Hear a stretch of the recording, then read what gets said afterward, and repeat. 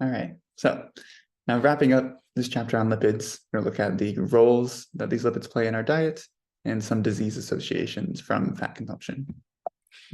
So the fats that we're getting from our food are essential for providing energy, delivering those essential fatty acids that our bodies cannot create, those triglycerides, delivering fat-soluble vitamins, right? All of those vitamins A, D, E, and K are stored in fat in other organisms, and thus in order for us to consume those vitamins, we must consume fat.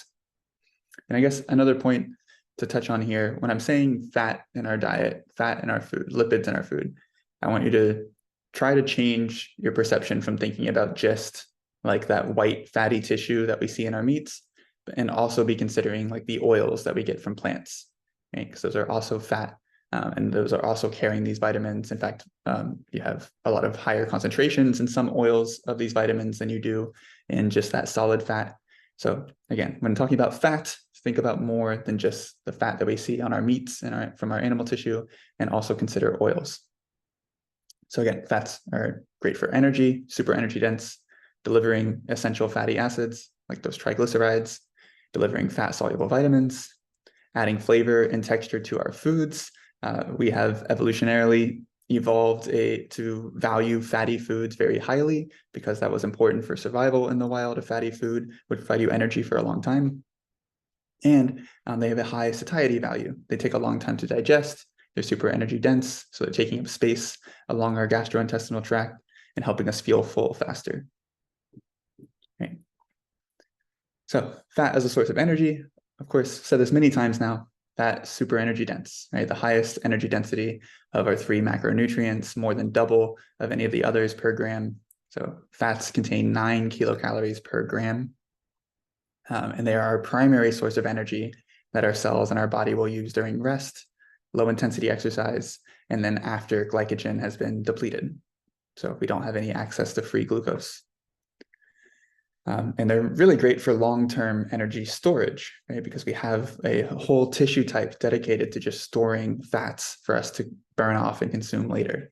Like think about bears preparing for hibernation, right? They get really, really fat right before winter starts because they are going to be hiding away in their dens and won't have as much access to their food during the winter, the long, cold, dark months of the year. And so they overconsume their calories, their body either transfers that into fat or the food they're eating is super fatty. And so they already have fat, but they store all the energy that they're going to use during the winter as fat tissue, as adipose tissue in their body. And then when they come out of hibernation, they're super, super skinny, right? Because they've burned up all that fat, right? And so here's another graph kind of looking at where energy for exercise is coming from.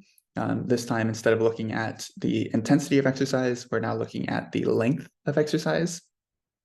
And so at the beginning of exercise, your muscles, which are doing most of the work, are going to primarily look to glucose as that source of fast, efficient energy. So they'll start burning off that glycogen, the stored glucose in their cells, and will be burning off some of the triglycerides that were stored in their cells, and then getting a little bit from our adipose tissue, so outside of the muscle, and then absorbing a small amount of glucose from the blood. This rate, or the amount of blood glucose, is going to increase as the stored glucose goes down. So as the muscle's glycogen is depleting, they're going to rely on the blood to be transferring free glucose faster. And so that proportion gets larger while the muscle glycogen decreases. And then as we're running out of access to glucose, those muscles are going to start breaking down more and more fat, or our body is going to start breaking down more and more fat in order to provide that energy to those muscles and to the other cells that need it.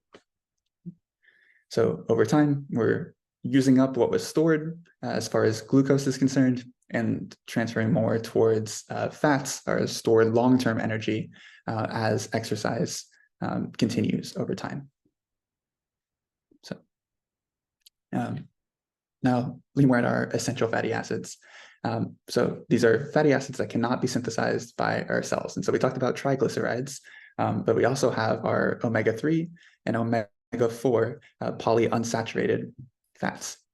Okay. So we would get these through triglycerides, but these are the specific types of fatty acids that we should be trying to target in our diet. So we have our N3 and N6, also known as omega-3 and omega-6 fatty acids. If you get into nutritional research or go further in biology, these are referred to as alpha linolenic acid, ALA, and linoleic acid. So alpha linolenic is N3, linoleic is N6. Okay? These are polyunsaturated fats. So omega-3 exists in relatively high concentrations in a lot of our vegetables, and then especially fish and fish oils. So most of the omega-3 supplements that we get may also be advertised as fish oil supplements. And then omega-6 is also relatively high in vegetables, and then very common in our nut oils. Okay, so any legumes, right, cashews and peanuts, those kinds of things. And so again, these are examples of fatty acids that our bodies cannot synthesize themselves, and so we must get them from our diets. And both of these fats rely on the same enzyme, the same lipase, to break them apart. And so going even further than this, it is generally suggested to try to prioritize omega-3 more than omega-6, because omega-3 has stronger support for its beneficial health impacts compared to omega-6. So fats in our diet are also providing us with our fat-soluble or lipid-soluble vitamins. So again, these are vitamins A, D, E, and K, which are going to be stored in the fat tissue of these various organisms that we're consuming. Since they can only dissolve in fat, they cannot dissolve in water. And so we must consume fat in order to gain access to them this way. And lipids are used throughout the bodies of the cell, throughout the cells of the body in all organisms for many different ways, or for many different functions beyond just energy. Phospholipids are what make up our cell membrane structure. Nerve cells rely on them heavily to increase the speed in which we can transmit signals. They provide protection for all of our internal organs, padding in between them, and they are used as insulation to retain body heat. So, or I guess something to touch on quickly there. So think about like whales in the ocean, where the water is much, much colder than the environment we're experiencing and being out in the air. Those whales have really thick fat tissue to help insulate their bodies, which need to stay at a high temperature, similar to ours, right? They're mammals. Insulate that high temperature of their body and keep it from cooling down from the surrounding cold water. Right. So fats are also providing a lot of flavor and texture, and then increase or have a high satiety value in our diet as well. So fatty food flavor, we do taste it, even if you don't think, or typically think necessarily of fat as a flavor. We do sense the taste of fat, and our brains really, really value that. They really, really like that. And again, that's because evolutionarily, if you are in the wild, a food that is high in fat content is going to provide you with a lot of energy. And so that is a very efficient source of that energy. And so that is a high value food. So we evolved to really prefer fatty foods and really prefer sweet foods, because sweet foods also are giving you a lot of carbohydrate, a lot of sugar, which you would need for energy.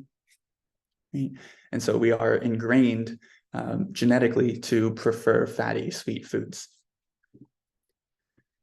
And then that satiety value, fats make us feel full, or do a really good job of making us feel full compared to the other macronutrients, because they take a long time to digest.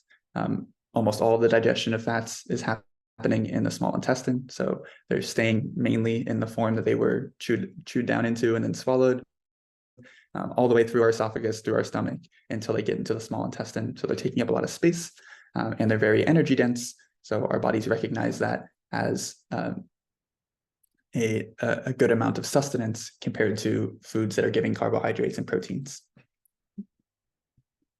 Okay, and how much fat should we be eating then? So we talked a bit about these acceptable macronutrient distribution ranges. So the percentage of your total calories that should come from either carbs, lipids, or proteins. And generally, the suggested range, as far as the percentage of your total carbs that should be coming from fat, is 20 to 35%. So if we're generalizing this to a 2,000 kilocalorie diet, and we want 30% of those calories to come from fat, that would mean consuming 65 grams of fat per day. So if you multiply 65 grams times 9, that should give you the number that is around 2,000 calories. I guess maybe I should have included that math if I'm going to say this. So let's do it in my head really quick. 65 times 9, 640, or 540 plus 45, 585 calories. Yeah, which should be around 30%. Sorry for taking you on that little tangent. Anyways, so there are differences in your span of life or how active you are that will change this acceptable macronutrient distribution range for you. So children who are still developing their nervous systems are going to need a higher percentage of their calories to come from fat because their bodies are using that fat to build the myelination that surrounds our neurons and helps those signals transmit faster. So they need a higher percentage of fat. Athletes or highly active people in general are typically going to be aiming to get more of their calories from carbohydrates, since that is the faster, more efficient energy source that your muscles are going to use during activity. And so that will usually come at the expense of calories from fat. So again, children will have a higher percentage in this range. Athletes and highly active people should aim for a lower percentage than this range, and instead getting more of their calories from carbohydrates to provide their muscles with the energy that the muscles prefer. Okay, and so what we're looking at here are general recommendations from the National Science Academies as far as what percentage of your total calories should come from each type of fat. And so according to their recommendations published in 2016, about 0.6 to 1.2% of your total calories should come from omega-3 polyunsaturated fats. 5 to 10% should come from omega-6 polyunsaturated fats. And then again, sticking with 2016, they suggest trying to consume as little as possible of saturated fats and cholesterol, and then trans fats also as little as possible. But what the research actually shows about these things is it strongly supports the idea that polyunsaturated fats are healthy for us and good for us, more likely to be turned into high-density lipoproteins, and thus keeping our arterial walls clear from buildup and plaque. Very well supported that we should be avoiding trans fats. Our bodies have not evolved to deal with them. They were oils that have been turned back into being solid. They are the most likely to increase our cholesterol levels within our blood and thus lead to cardiovascular issues. But the information related to saturated fat and cholesterol is not very well supported. For a long time, it seemed like most nutritional research agreed and pointed towards saturated fat and cholesterol as far as parts of our diet to be negative, to be hurtful to our cardiovascular health. But modern research and modern review of those past research studies has shown that the conclusions they were making weren't really backed by the methods and that were being enacted in that study. So modern research, modern review has shown that there is little to no evidence that saturated fat and cholesterol have any impact on increased risks of cardiovascular diseases. Okay. So rather than trying to avoid these things, instead try to limit trans fat as much as possible, and then aim to consume foods that are high in these healthy unsaturated fats, these polyunsaturated fats. Okay. So the main type of health problems that are associated with fat consumption or fat in our body is all related to cardiovascular diseases. So the heart and blood vessels, capillaries, veins, arteries, etc. So any dysfunction of the heart or blood vessels could be impacted by the amount of fat you have in your body and the type of fat you're getting in your diet. So including blockages like from buildup of plaque, swelling, from your immune response, weakening of those blood vessels, can all be related to what types of fats are traveling through our blood, and may even lead to more serious impacts like heart attack or stroke. And so depending on the type of fat that is traveling in your body, we can either contribute to the risk of developing these diseases or protect against developing these diseases. And so this is data from a research study analyzing the causes of death from 1999 to 2016. These general rates still ring true even today, 7 years later. The number one cause of death in America is heart disease, right?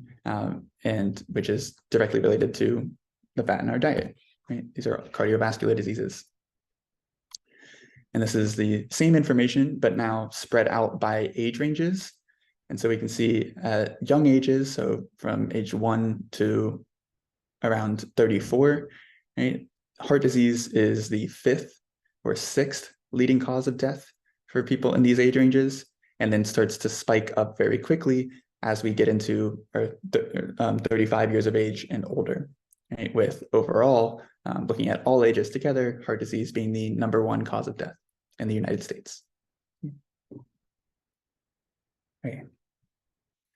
So what is more important to consider, rather than necessarily trying to be critical of your diet or what types of fat are going in, besides those bits of suggestions that I did provide, like avoiding trans fats is something you can do that will likely have an impact, and trying to target polyunsaturated fats or eating oils as your fat source more than eating saturated fats are likely to be the best strategies for making sure you're getting healthy fats in your diet.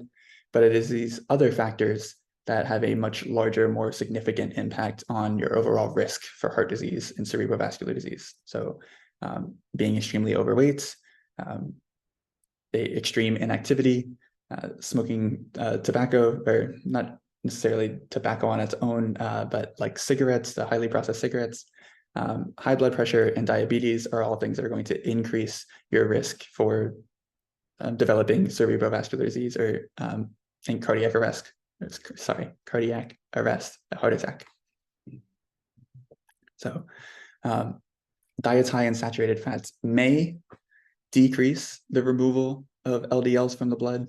Again, research is being really critical of these past thoughts. We are still needing more modern research to fully understand the impact that saturated fats have on our body. But the evidence points to that they may decrease the removal of LDLs from the blood, which again are the lipoproteins that may cause our cholesterol to stick to the linings of our arteries and blood vessels. And they may increase triglyceride levels traveling throughout our body. So saturated fat may be more likely to be converted into chylomicrons, VLDLs, or LDLs, right? And thus increasing that risk of these blockages and decreasing the amount of HDLs traveling through our blood, thus decreasing the amount of that cholesterol that's being picked up. But again, modern review of research finds very little to no evidence that saturated fats actually increase the risk of heart disease, and has found that cholesterol likely has no impact at all. So saturated fat may do these things, cholesterol almost definitely does not. But here's a look at what I've been talking about as far as LDLs depositing cholesterol onto the linings of our arteries and causing a buildup that can become plaque. So we have a healthy artery wall, a normal artery wall here, right? This entire white space in the middle is where your blood would be traveling through. And here we have an artery with a plaque buildup. So again, cholesterol deposited by low-density lipoproteins would stick to the arterial wall here and then start essentially catching any free molecules that are traveling through the blood. So the waste that is being released from the cells and minerals, right, are all going to stick to this fat, and eventually that could build up large enough to increase blood pressure or even create a full blockage, which is what would lead to something like a heart attack or a stroke. Right?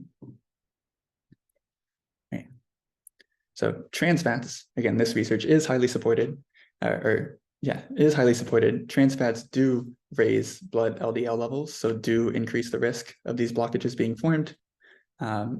They're only abundant in our artificial hydrogenated plant oils. So again, margarine, any of those butter spreads, I can't believe it's not butter, right? Those are all hydrogenated fats, so those are trans fats. And they are much easier for us to avoid than trying to control any other type of fat, right? All these natural fats are polyunsaturated, are monounsaturated, are saturated fats, those that are coming from natural food sources. You're typically getting some of all those categories when you're eating any natural piece of food, right? Just in different amounts. However, trans fats are only found in these artificial products. So if you are not consuming fake butter, if you're not consuming margarine, then you're avoiding trans fat and thus avoiding these negative health impacts that come with consuming trans fats. Okay. And now fats that can improve our health and help protect us from heart disease. Yes, there are fats that protect you from cardiovascular disease. These are omega-3 fatty acids. So again, those polyunsaturated fats, these can increase the concentration of high-density lipoproteins that are traveling throughout our circulatory system, and thus increasing the removal and uptake of any cholesterol that had been deposited where it wasn't. And they will also pick up any triglycerides that are still floating around, not being picked up by the cells that need them. Okay. So this will remove those stray fats from our circulatory system and thus reduce the risk of cardiovascular disease. And so again, omega-3 and omega-6 fatty acids, though very similar, we don't have research showing that they have the exact same impact. We know that omega-3 especially is healthy and helpful in developing more high-density lipoproteins, and omega-6, we have less research to support that. And so in general, trying to aim for more omega-3 and less omega-6 will make sure that those omega-3 fatty acids are being used, and so that our enzymes and other molecules involved with all the transformation and transportation of these molecules aren't being used up for omega-6. Instead, they'll be free and available for these omega-3 fats. So again, in summary, omega-3 fats can help prevent heart disease by essentially cleaning up any of that cholesterol that had been deposited from our low-density lipoproteins. Okay. And so kind of a theme we've been talking about in this class is the impact of processed food and the changes in our agriculture, shifting towards the overproduction and overuse of corn. Right? So we have a table here showing the overall fat content or concentration of, this is content, so mass, not necessarily concentration. The overall fat content of meat sources on different types of feed and from different animals. So looking at chickens, relatively low, elk, deer, right, relatively low, free range beef, so any cattle and cows that are feeding on grass instead of corn or the processed corn that we provide as a feedlot, relatively low, free range bison, relatively low. But then these same animals, when on corn feed, these fat concentrations go up almost double for each of them, right? So if we look at beef, this is around a 10 milligram per 100 grams of fat. When that cattle is allowed to free range and eat grass, eat its natural source of food. But instead, if it is on a feedlot, so if it is being fed corn as its main and only source of calories, that concentration jumps up to almost 30. So what we are doing in order to produce beef faster, we are also reducing the quality of that beef. Right? That beef is becoming much more fatty. The animals that are producing it are less healthy and sick. And so in general, using corn in this way is a negative impact to the average American, the average consumer, who is mostly going to be purchasing and have access to feedlot beef. So it's also using corn feed is going to also decrease the concentration of these healthy omega-3 fatty acids. And so this graph is showing based on the amount of days on grains, or the amount of days after switching from free range to using corn feed as their main source of energy or as their main calorie source. So we have day 0. So they were still a free range animal at this point. Then day 28, day 56, etc. So about a month at each of these points here. And these are all different versions of omega-3 fats. And we can see that the total percentage of lipid concentration for each of these drops drastically, almost immediately gets cut in half after 1 month on feed, and until they eventually have almost completely disappeared after 6 to 7 months here. Okay. So substantially decreases the amount of healthy unsaturated fats that are naturally found in the meat from these animals, and substantially increases saturated fat. So I believe that's it. Yeah. So that is all for this week's chapter on lipids. As always, if you have any questions or concerns, please reach out, and I will see you guys in the next one.